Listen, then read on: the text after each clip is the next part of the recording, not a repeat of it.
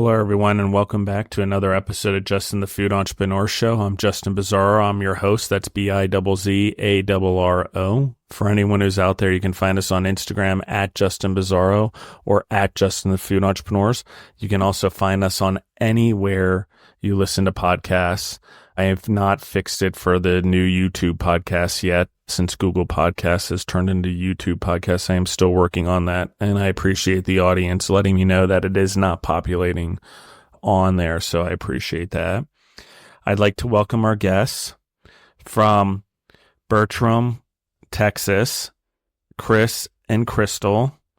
How are you guys doing? From Skyrocket Coffee. How are you guys? Great, thank you. Doing great. Thanks for having us. Yeah. So tell me a little bit about yourself, your guys' history. The floor is yours. I want the audience to hear sort of your journeys individually and together in starting this business and what has brought you to where you are today. Yeah, that's awesome. So for us, it started a number of years back when a friend of ours came to town who was making some big changes in his life. And at the time, things were, not going as great as we wanted to in our lives. And my lovely wife here, Crystal, was really paying attention to what he said. And when it came to what was the change that he made was based on a book that he read, she was jumping at the bit to check this book out and bring it home to us, for us. And that was what really what kicked things off in our world of making these changes and finding our way to Texas. This book made a big impact on our lives, started to turn things around for us, and had us starting to do more self-awareness work, more self-development work. And we wanted to find more joy and happiness and adventure in our lives. And we're both from Oregon, just outside of Portland, both from small towns. We had lived there our whole lives, and we were in our 40s at this point, and we were being presented with an opportunity to start over and to do things now the way that we've been talking about. As we'd started to go through this work, we realized things were starting to change in our world and for the positive. And we really wanted to go from talking about our dreams to living them. And that was what prompted this. And one of the things between the two of us, when we come home from tough days at our individual, my business and her job, we'd always kind of talk about being in coffee and doing a coffee business, as that seemed at the time in our world, it seemed to be easier than the things that we were challenged with at the time. So when we decided to make this change and identified Texas as our new home and the one that we'd be headed to, we decided to go into coffee at that time because we saw it as an opportunity for us and for us to pay that gift forward and making a difference with using coffee as that vehicle. And that's how we ended up founding Skyrocket Coffee down here in Bertram. And that's where it all began. From a professional background standpoint, have you been in food or beverage or the space before, or do you guys like coffee, or it just became something that you saw as an avenue or opportunity for you personally? Interesting enough, a little bit of both. So my mom used to have a catering business, and she was had a barbecue catering business back in Oregon. So I had a little bit of food background there, and I'll let you. My mom had a coffee stand, so I had worked in the coffee industry with her in creating that coffee stand and working it. So we both have a little experience in the background of food and beverage. Not that, I would say that, so we ended up on the roasting side. So I'm not, it does play a factor, especially when you're, when you're, what's the word I'm looking for, is like systems and processes, expiration dates, things of that nature, health codes. It definitely plays a part in there, but I would say it's a little bit different model because they were retailing the drinks, and we were catering to companies like Nike and Intel and whatnot. So it's a little bit different, but we both, have those parents that not just the mother side, but also both parents were entrepreneurs as well. So it that did play into our journey to getting here. I love it.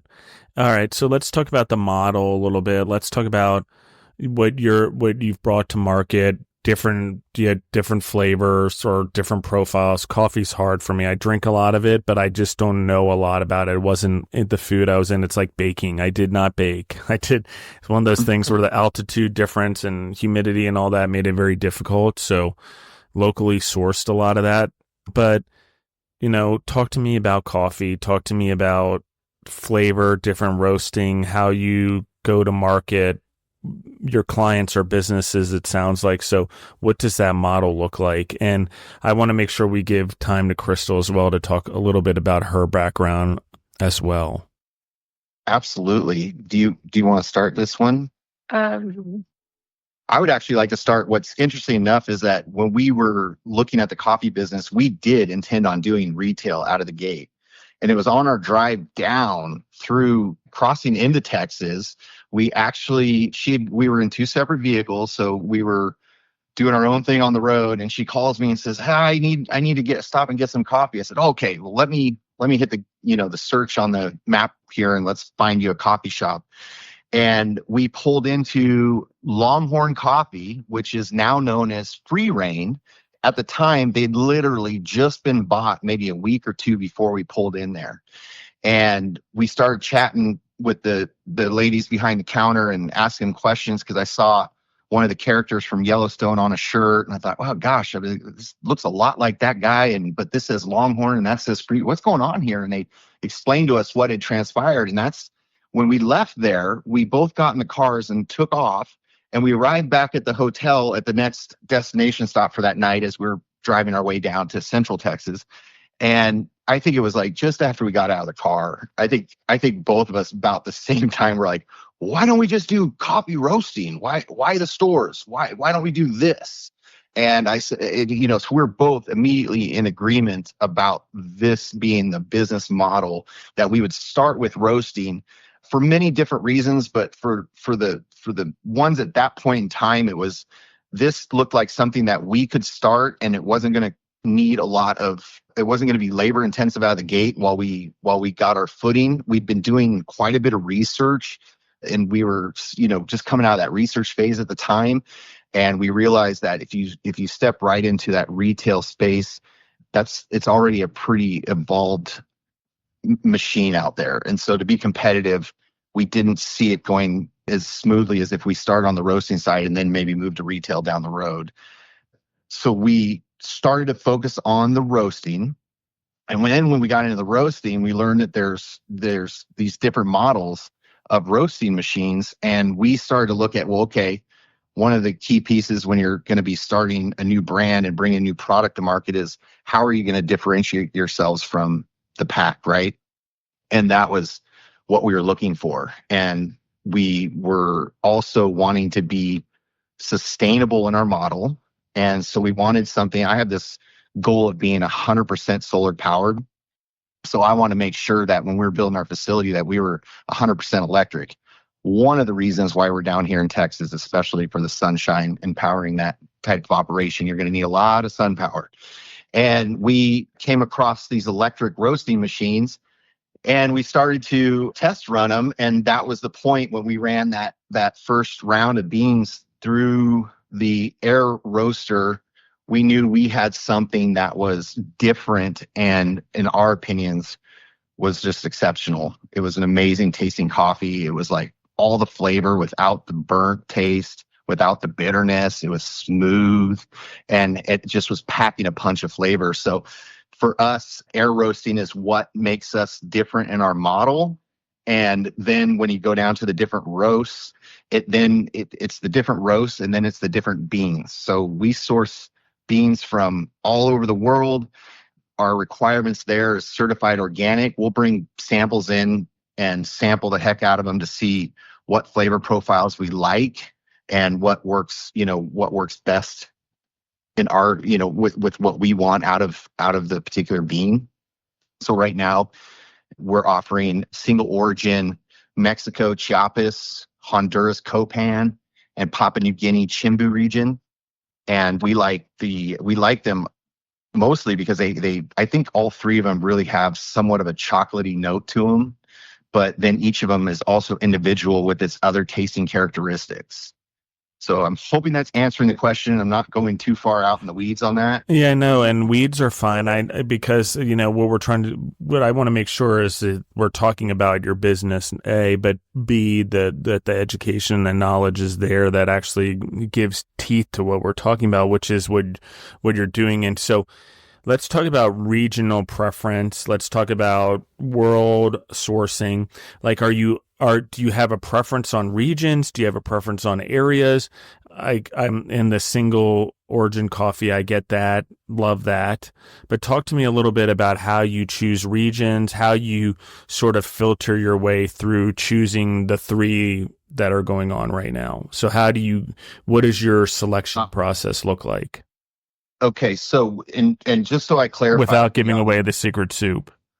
Yeah, well, I mean, and that's okay, really, honestly, because what we've learned is, and this business is, there is a secret soup in per se, but it's more of, it's a combination of the equipment you're using and the operators' abilities. For us, when it comes to sourcing, I think this is pretty uniform throughout the industry. We pull in samples, and so I do want to clarify that we're not reaching out to the individual regions ourselves. We're working with local import partners because we're just starting out. We're a little bit smaller, so we're not going direct to the farm yet. We're working with local importers and then bringing that product under our roof and in the form of samples first. So first, we'll reach out and we'll say, what do you have to offer? And for us, being new to this side of this side of it, we first went through their offer list and requested samples. I mean, tons of samples. And so we went through that was over a month process where we were sampling. What we do is we sample roast the beans first, and then we taste them. We do a taste test. And so that's where it gets a little bit refined, where you put a certain grind on it, certain amount to water. They call it the cupping. And we go through a cupping process. I don't want to say we're sommeliers, I'm not, but of that sort of that same style where we line up the cups and we do blind cuppings, as we call it, and we go through and we taste them and we go, hey, we like this, we don't like this, or this was, had this taste or that profile. And then from there, it's a process of elimination. So that initial step, front loading that initial step to get to 3 choices was a pretty lengthy process for us. I think we probably went through, did we get cut off? I'm sorry. No, you're still here. You're still here. You're good. Sorry, Justin. That was a call in. I thought it was calling back. No, you're good. Oh, good. Okay. So we go through this cupping process where we brought in I want to say there was over 20 samples of different origins, different style origins. And we went through this cupping process and process of elimination. And then we narrowed the focus down to these 3.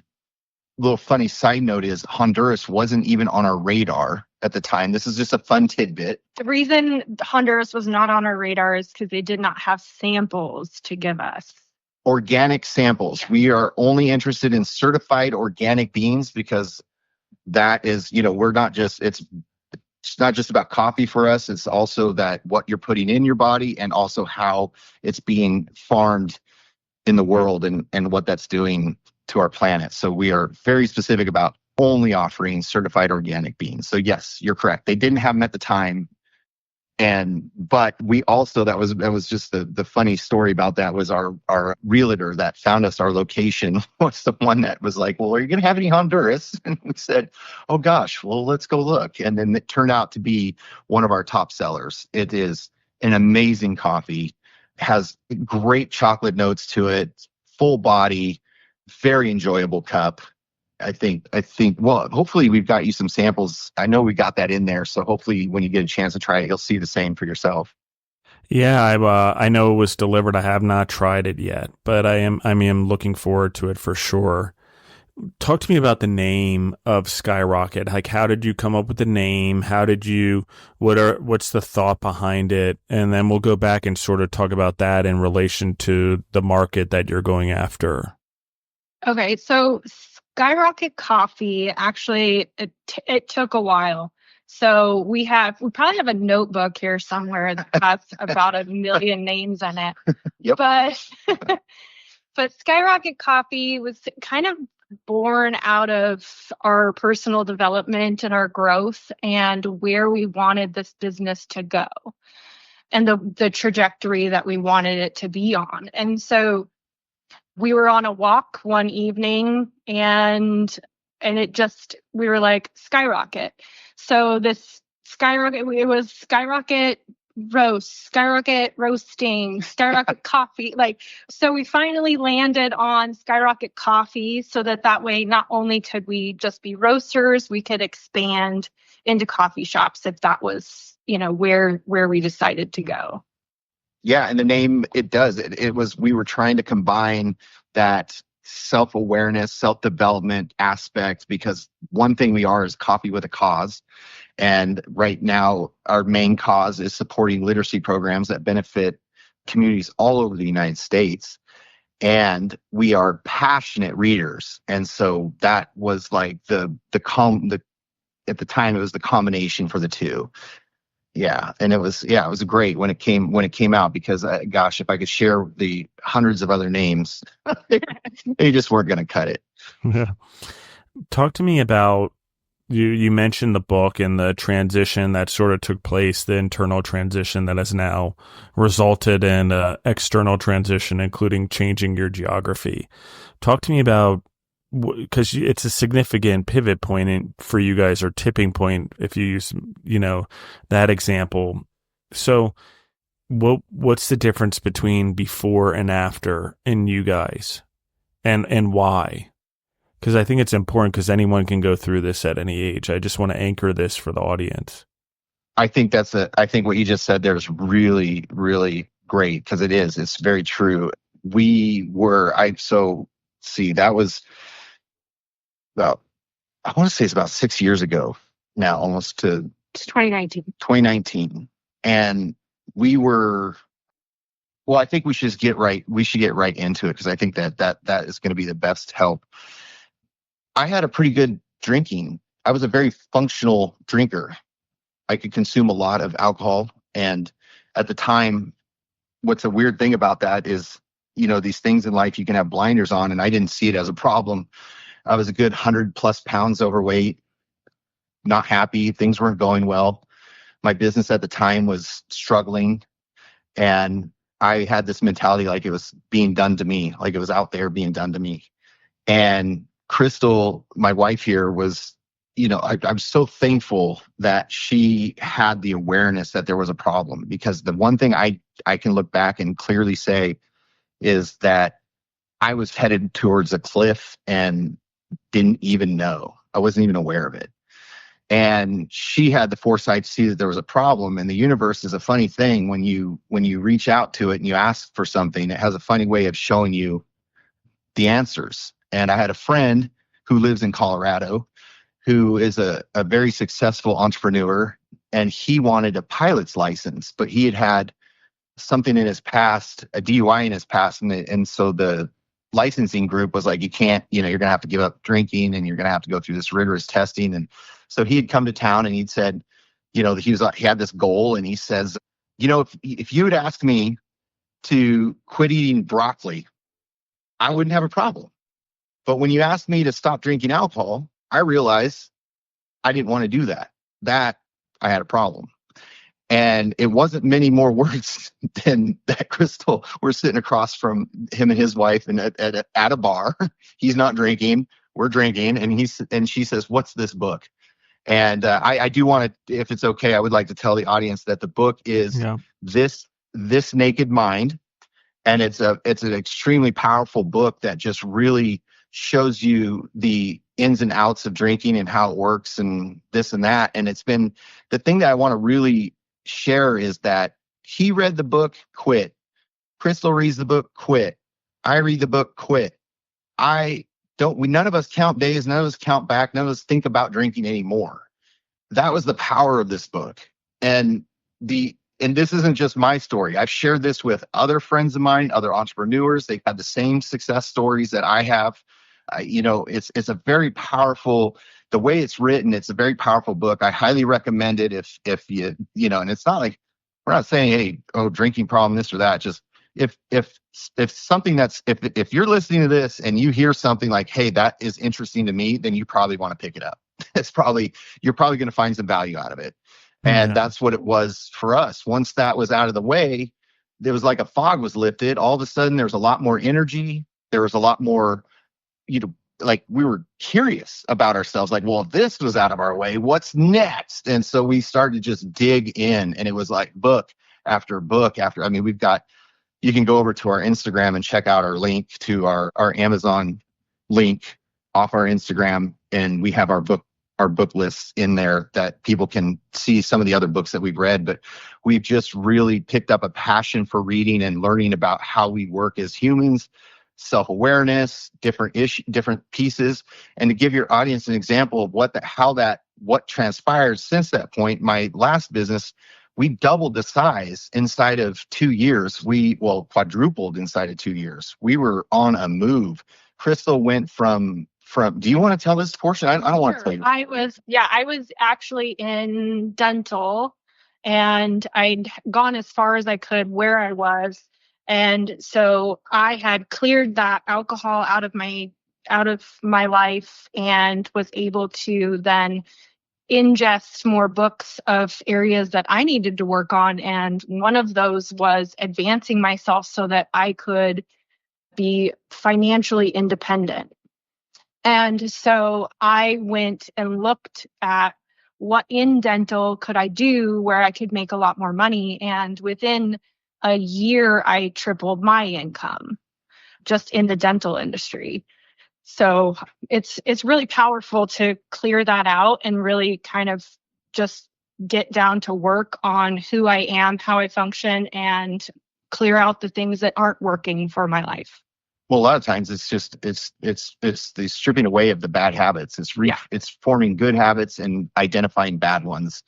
And through that process, you become a different human. And that's why, going back to what you said earlier, Justin, you can start this at any point in your life and have amazing transformations. I mean, both of us have lost over, not just, physical but mental, but both of us have lost over 100 pounds. Not lost. We didn't lose it. Yeah.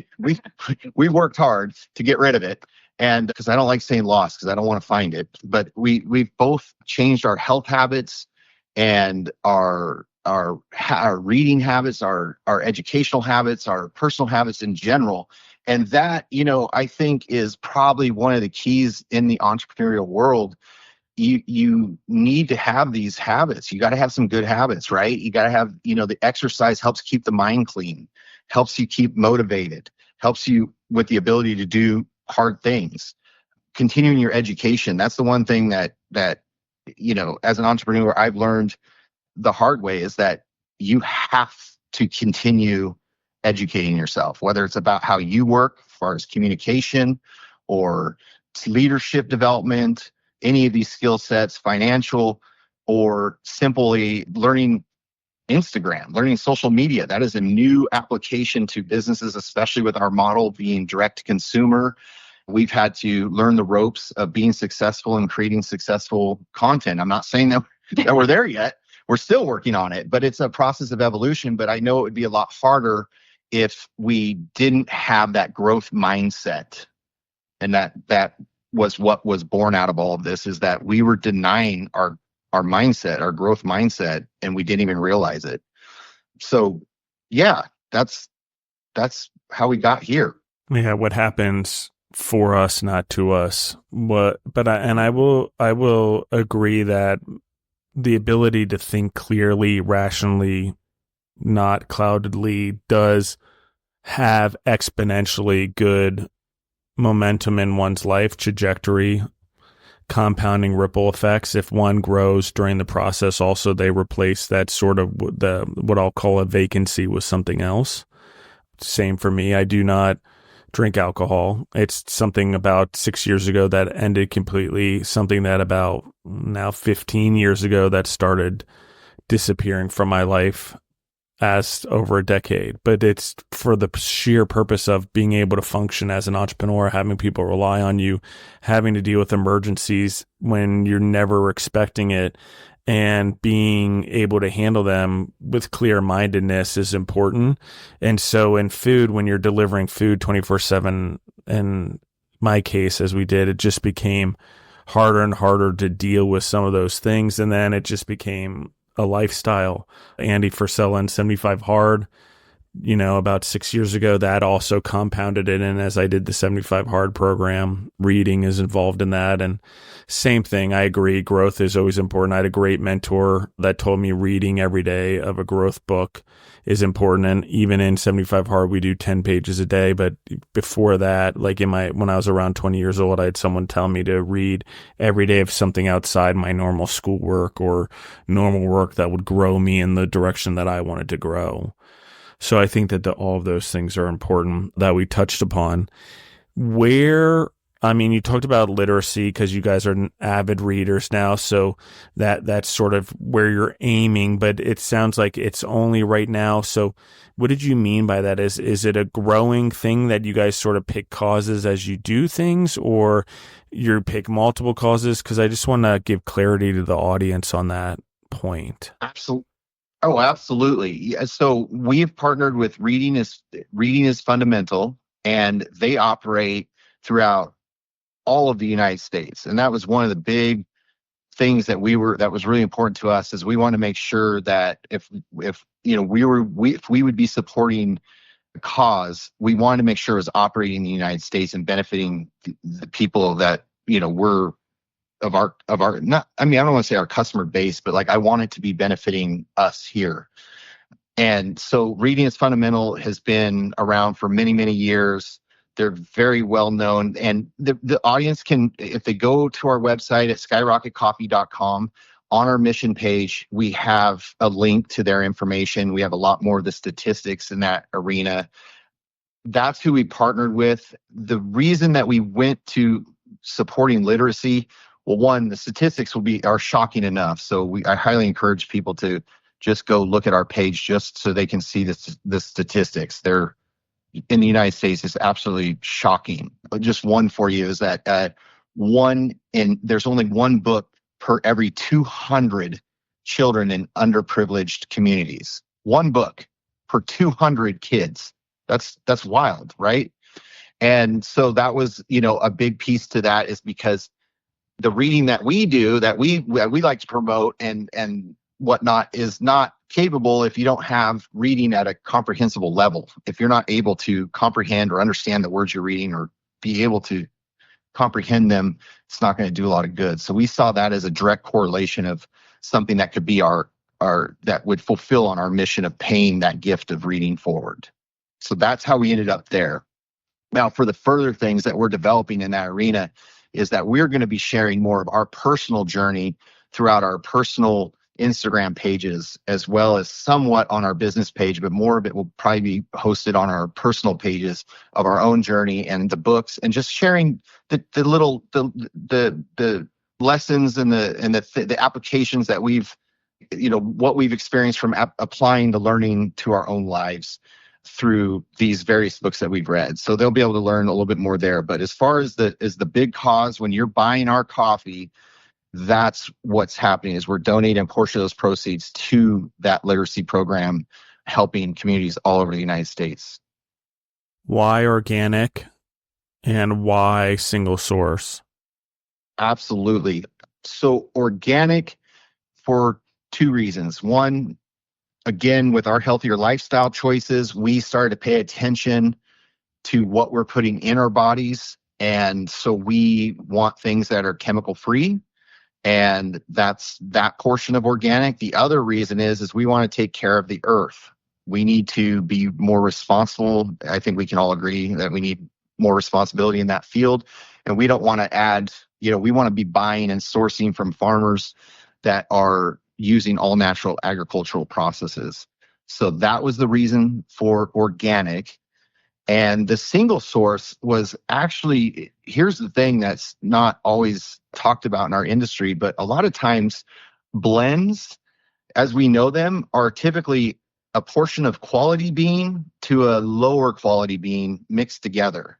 But when we started down the path of certified organic, well, it's hard for us to make a blend because we're only using high quality beans. So at this junction, we didn't want to take away from them and mix them together at this point in time. Now, that's not to say that Skyrocket Coffee may not offer blends down the road. They will be a higher quality blend, but at this junction, we're just keeping them. We're just highlighting the single origins because we believe that the profiles are just so amazing, standalone. We just don't see a reason to mix them. Amazing. I love it. Okay, let's talk about inspiration, motivation. We talked a little bit about what got you here, the books and stuff like that, but do you have mentors? Do you have people you work with that have guided you? Let's talk about the journey that you've been on since starting the business. How have people helped you? What have you learned? Sort of who are your new mentors and role models in this new life over the last 6 years? A lot of questions there. Sorry. No, that's okay. Okay? Yeah. So I'm gonna start this one out. Well, you know, interesting enough, you mentioned one of them. Andy Frisilla is definitely, I would consider him on my mentor list.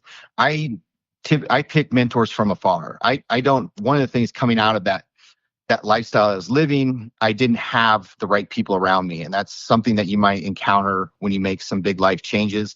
Is that you start to realize the pack you're running with maybe isn't going to help you achieve your goals. And so sometimes they will leave themselves or you end up heading a different direction because I like to call them seasonal friends. They were of a season in my life. I'm at a different season in my life. And now I'm trying to put that circle around me.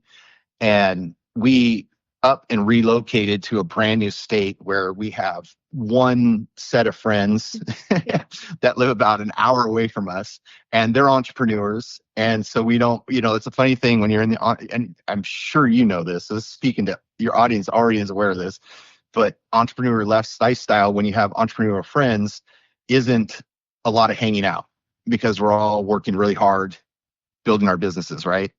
And so mentoring from afar has been what I personally like to use. And so guys like Andy Frisilla, a big one for me is Ed Milet. And I get a lot of information from his show and from him. And, that into my books, I think books are a big thing. So I for me, the day in and out inspiration is podcasts like yours. I love listening about business builders, people in that motivational field and that self-awareness field, and bringing, anybody that's bringing quality information to my ears or in front of my eyes is what I'm looking for. So mentoring from afar is how I built my circle. We're big fans of a number of those people. I'm going to let Crystal jump in here because I know she's got some good ones too. So yeah, same thing for me. When we moved here, my cousin did live here, and she is also an entrepreneur.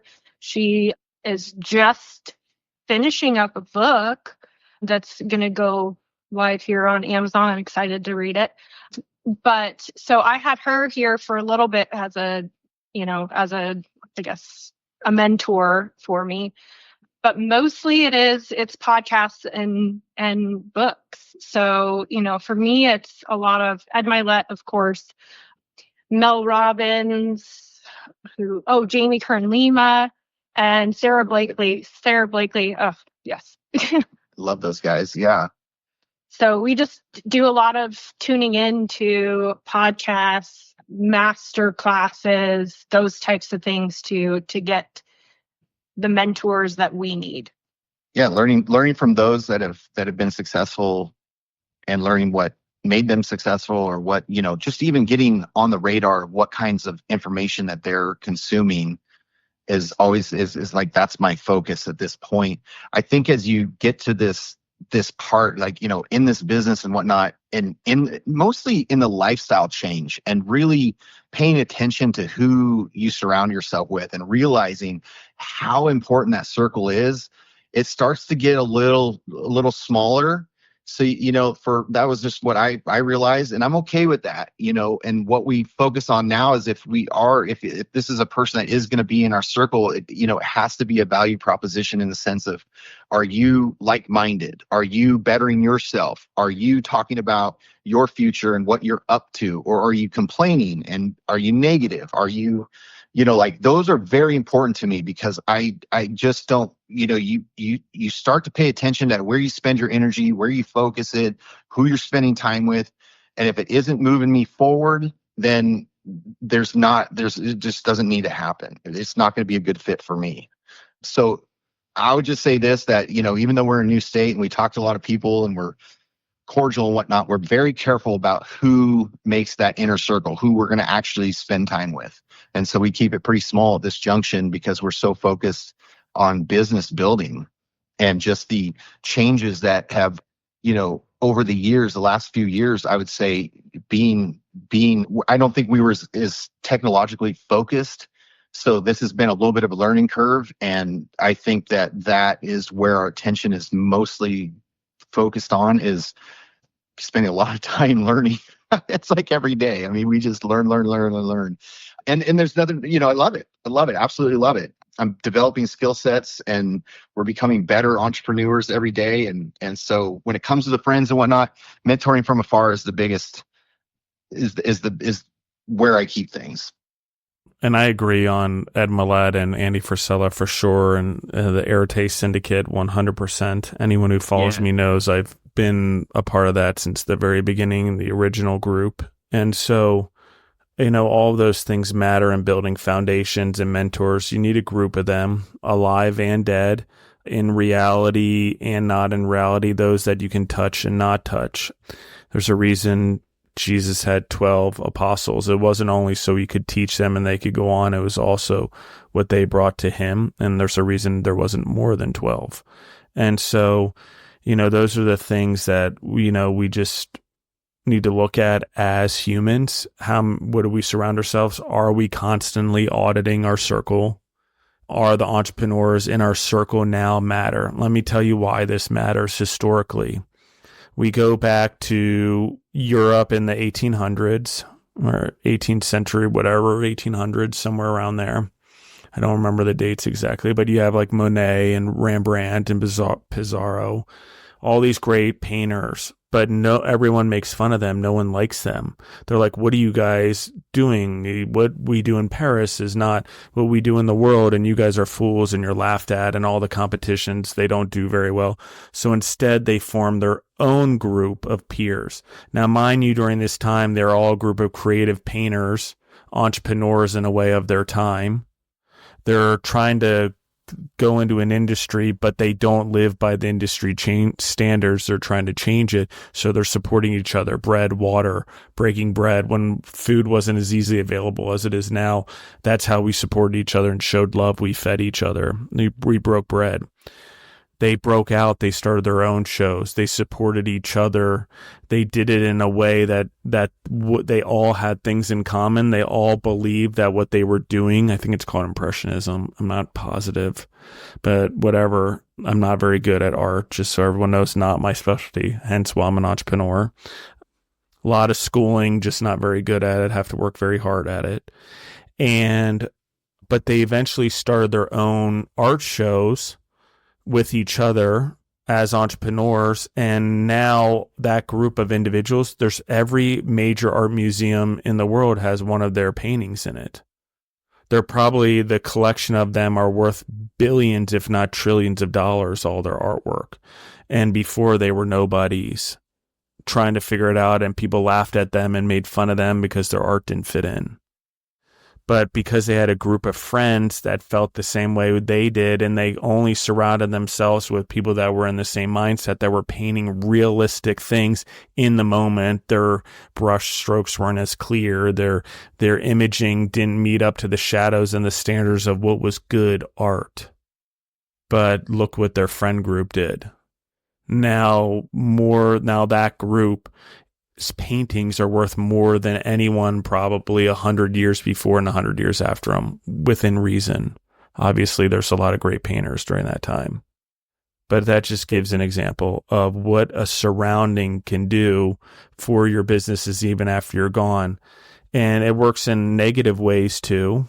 Okay. The negative things happen is a cafe in Vienna, Hitler, Stalin, or Hitler, Lenin, and I can't remember the other person, were all around there around the same time. So connections to bad things can lead to worldwide bad things. So, Vienna, Austria. Sorry, did I say Australia? Vienna, Austria. And so those type of circles do matter in our lives, and they do have trajectory not only for us, but for mankind or for humanity or for the world's animals or planet or however you want to look at it. So, I agree with what you're saying, and it's so much more than we actually understand the importance of it. And how many entrepreneurs started off together? Does anyone know that? I'm pretty sure that Henry Ford worked for Thomas Edison, the guy who was trying to do 1,000 inventions a day or some ridiculous number like that, or 1,000 inventions a week, or try it 1,000 times, whatever it was, something like that. But the same idea, they come out of these same friend groups, The reason Kaiser Shipyard did so well and is now Kaiser Insurance, and the reason DuPont is the company it is they were great entrepreneurs potentially beforehand, but then during World War II, they worked with Ford and learned how to do manufacturing the way that he did. And so it matters who our friends are. It matters who our competition is also, because they teach us. But I just want to emphasize that point, because when we have things in Christianity that says love your enemy, there is a real reason to love your enemy. We learn from them. Not to mention kindness will change their heart. But first and foremost, we can learn what to do better. We can learn how to win ultimately. We can learn how to, in this case, give better service to our customers or serve the environment around us better or for a better purpose. So anyway, go ahead, guys. I went on a tangent there. I think that was very important, because you're only one meeting away from changing your life. You never know who, but in order for that to happen, you have to be paying attention to what's coming and going and what's around you, and you need to be aware. So I think what you said was great, and that's exactly it. And so I think one thing for us on this path, because there was a different version of us, right? There was the previous version, and that previous version did spend a lot of time in the wrong directions. But when you start to, entrepreneurship is just not about your business and the money you're generating or the revenues you're generating in your business. You need to treat yourself like a business. Your time is a revenue. It's finite. You need to treat your time like it's valuable. And so you have so much of it, and you need to see where you're spending it, right? And pay attention to that. And so one of the things that I realized very quickly when we started making these shifts is I had big dreams, big goals, things I want to accomplish, but measure that to my time and how I was spending it. The correlation wasn't there. I wasn't going to reach that because I was spending time in the wrong areas and doing the wrong things. I needed to be spending the time learning, educating, growing, and building, and focusing on my business and less about how many friends I had around me. And, people can hear that how they want to hear it. But if you're not surrounded by the people that can move you forward and are talking positively in that direction and constructively moving the group forward, holding each other accountable, being good friends, really looking out for each other's best interest and helping fill in the blanks, and having somebody to soundboard a business idea off of, not having anybody, like if your friend group isn't more successful than you probably should look at maybe reevaluating that.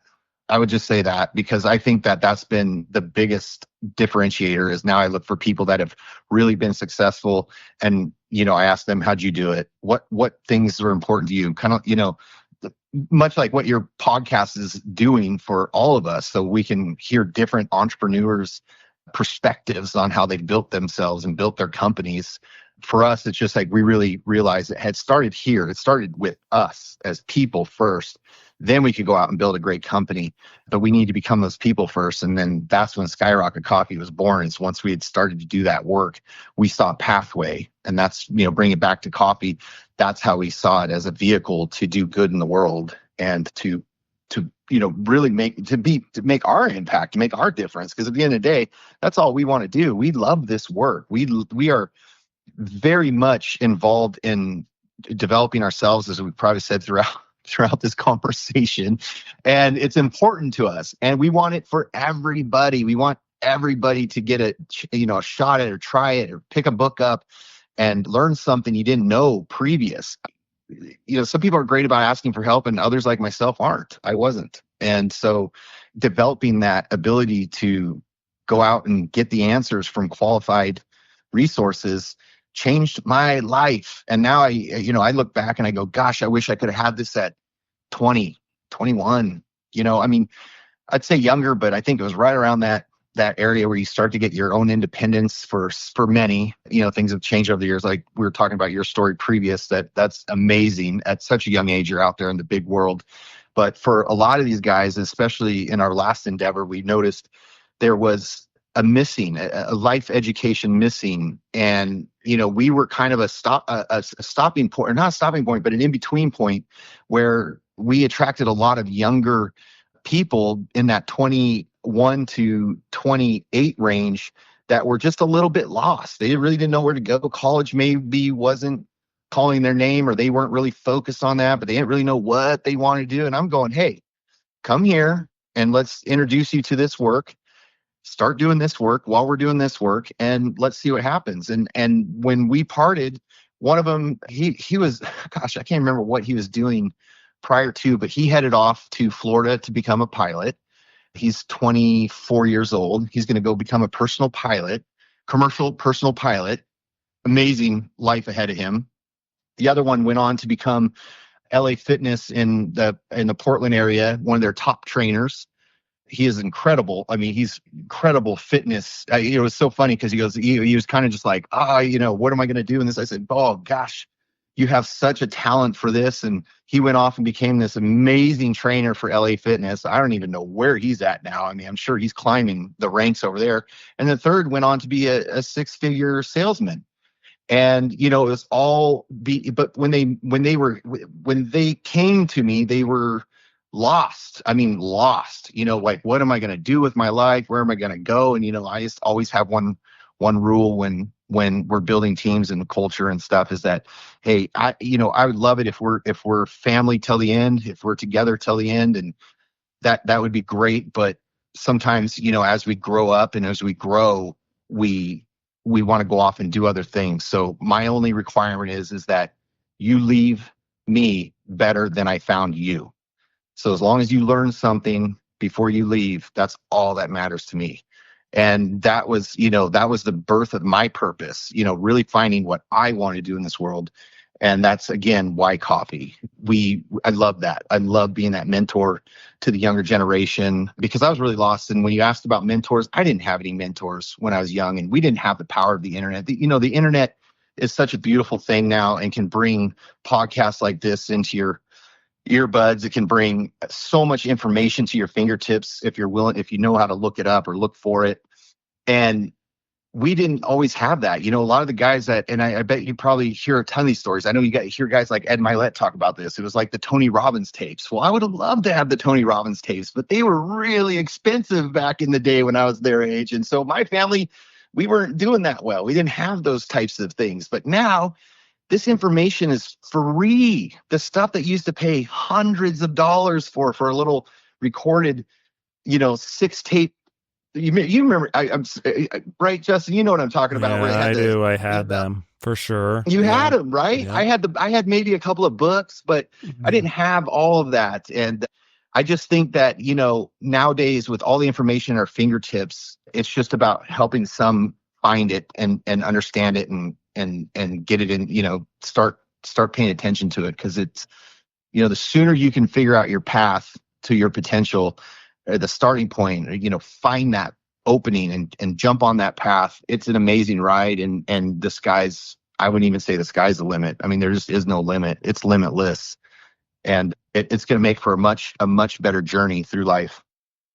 Absolutely. I think we just stack skills, we stack knowledge, we stack experience, exposure, education, all those things as we sort of venture into the world, and it leads to a better version. But we have to consciously and intentionally seek those things 100%. I agree.